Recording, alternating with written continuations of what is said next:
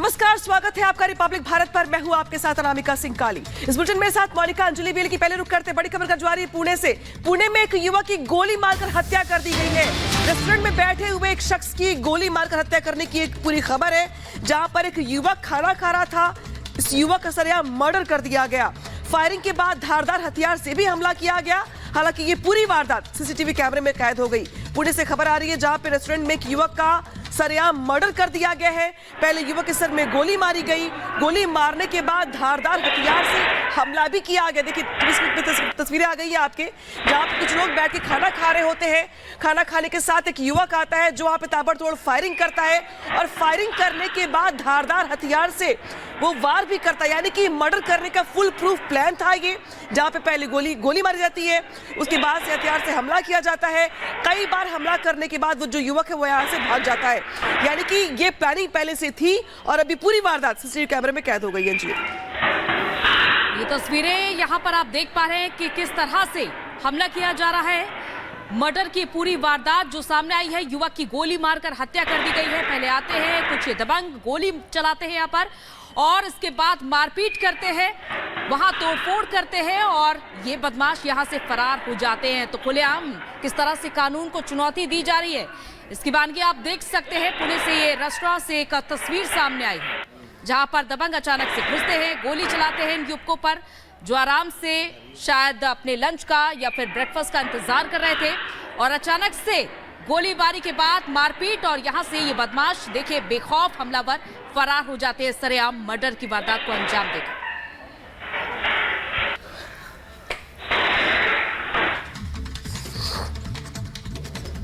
और बात करते हैं डबल मर्डर की, जहां जबलपुर से डबल मर्डर का सनसनीखेज मामला सामने आया है, जहां बाप बेटी की हत्या करके शव को फ्रिज में रख दिया गया, और वहीं 14 साल की नाबालिग लापता है। देखिए रिपोर्ट।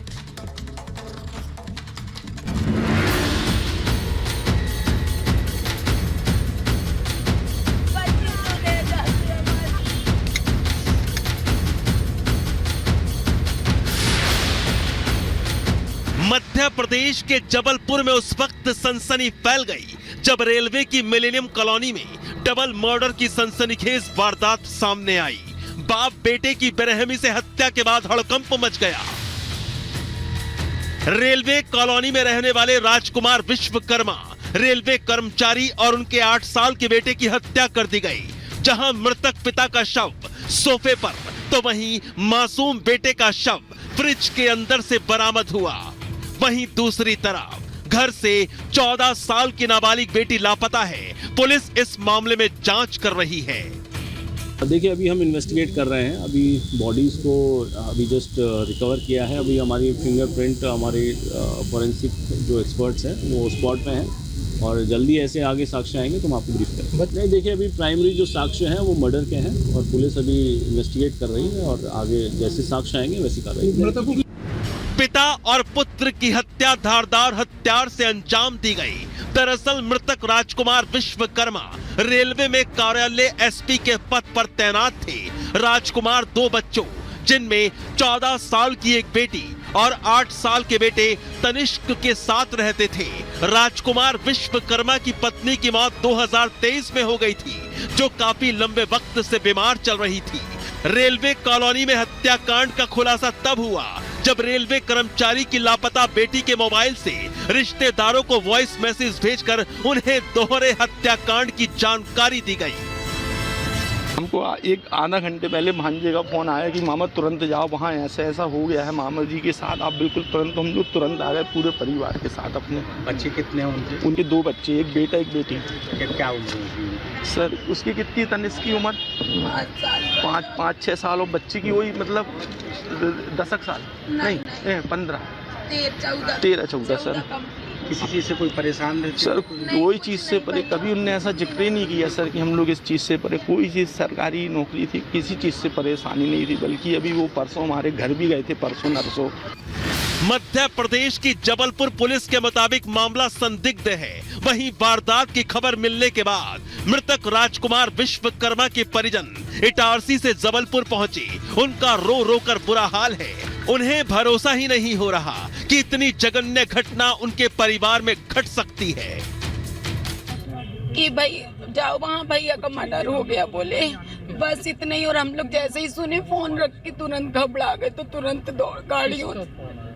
जबलपुर पुलिस के मुताबिक मृतक रेलवे अधिकारी राजकुमार विश्वकर्मा की किसी से कोई दुश्मनी नहीं थी। बताया जा रहा है कि पिछले साल सितंबर में राजकुमार की नाबालिग बेटी की तरफ से पड़ोस में रहने वाले मुकुल सिंह नाम के युवक के खिलाफ छेड़छाड़ और अपहरण की शिकायत दर्ज करवाई गई थी, जिसके बाद जबलपुर पुलिस ने धारा 363 का मुकदमा दर्ज कर पड़ोसी मुकुल सिंह को जेल भेज दिया था। कुछ दिन पहले ही पड़ोसी मुकुल सिंह बेल पर जेल से छूटकर बाहर आया था और अब एक बार फिर वारदात के बाद से गायब है। रेलवे कॉलोनी में ये मिस्टर राजकुमार विश्वकर्मा थे, जो अपने बेटी और बेटे के साथ रहते थे। और सितंबर में एक 363 का मुकदमा उनकी बेटी की तरफ से एक मुकुल सिंह नाम के लड़के के खिलाफ कायम हुआ था, जिसमें उस समय 363 और पॉस्को एक्ट में उसकी गिरफ्तारी हुई और कुछ दिन वो जेल में भी रहा था। अभी तक जो सूचना है उसमें जो सूचना मिली है उसमें आज सुबह इनके जो भाई हैं उनकी बेटी के फ़ोन पे एक वॉइस मैसेज आया, जिसमें जो बेटी है मिस्टर विश्वकर्मा की, उसने ये बताया कि उनके फादर और भाई का मर्डर जो है मुकुल ने कर दिया है। फिलहाल जबलपुर पुलिस इस सनसनीखेज दोहरे हत्याकांड के खुलासे में जुट गई है। मौकाए वारदात से सुराग और सबूत पुलिस खंगाल रही है, तलाश रही है, ताकि कातिल और कत्ल की वजह तक जल्द से जल्द पहुंचा जा सके। Bureau report, Republic Bharat. और आगे बढ़ते हैं, बात संदेश खाली मामले की करते हैं, जिसमें सीबीआई लगातार एक्शन मोड में है। शाहजहां शेख के बाद अब शाहजहां शेख के भाई समेत 3 और लोगों की गिरफ्तारी हुई है। आपको बता दें, ये 3 लोग 5 जनवरी को हुए उस हमले में शामिल थे, जब ईडी की टीम छापेमारी करने गई थी और ईडी की टीम पर हमला होता है। बहरहाल अब तक 14 लोगों की इस पूरे मामले में गिरफ्तारी हो चुकी है। रिपोर्ट देखें।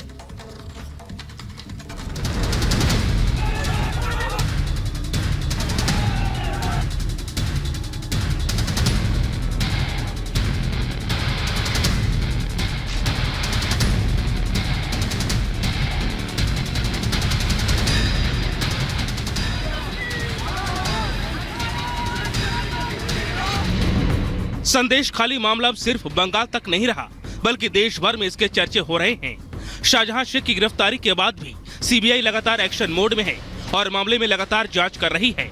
सीबीआई ने अब शाहजहां शेख के भाई आलमगीर समेत 3 को अरेस्ट किया है। सीबीआई ने जिन 3 लोगों को गिरफ्तार किया है, उनमें एक शाहजहां शेख का भाई आलमगीर है, तो दूसरा महफूजर मौला और शीलाजुर मौला है, जिसमें महफूजर मौला टीएमसी यूथ का प्रेसिडेंट है। इन तीनों की गिरफ्तारी के पीछे का कारण ईडी टीम पर हमला है। पश्चिम बंगाल में ईडी की टीम पर हमला करने में ये तीनों शामिल थे, जिन्हें अब सीबीआई की टीम ने गिरफ्तार कर लिया है। आपको बता दें कि शाहजहां शेख के भाई आलमगीर को सीबीआई ने कोलकाता के निजाम पैलेस स्थित अपने ऑफिस में पूरे दिन पूछताछ करने के बाद गिरफ्तार किया है। इतना ही नहीं, ईडी की टीम पर हमले को लेकर अब तक 14 लोगों की गिरफ्तारी हो चुकी है और सभी से पूछताछ की जा रही है। शाहजहां शेख की गिरफ्तारी के बाद से ही सीबीआई ने जांच तेज कर दी है। आरोपियों से पूछताछ करके आगे की जांच की जा रही है। आपको बता दें कि शाहजहां शेख की गिरफ्तारी 29 फरवरी को हुई थी।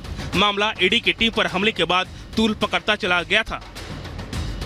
5 जनवरी के दिन ईडी की टीम संदेश खाली पर छापा मारने के लिए जा रही थी, तभी कुछ लोगों ने ईडी की टीम पर हमला कर दिया था, जिसके बाद से ही मामले में एक्शन जारी है। सिर्फ शाहजहां शेख की मुश्किलें नहीं बढ़ी, बल्कि टीएमसी का तनाव भी बढ़ा हुआ है, क्योंकि उनके प्रभावशाली नेता माने जाने वाले शाहजहां शेख को गिरफ्तार किया जा चुका है। अब देखना होगा कि संदेश खाली को लेकर क्या रहस्य बाहर आते हैं। Bureau report, Republic Bharat. करीब आया लोकसभा चुनाव, लग रहे हैं अपने अपने दांव।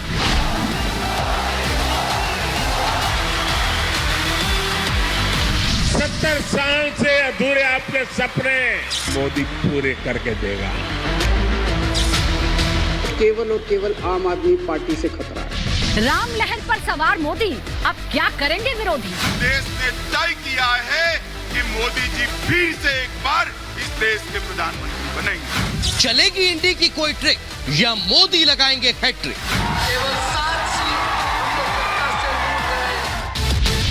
2020 का चैंपियन कौन?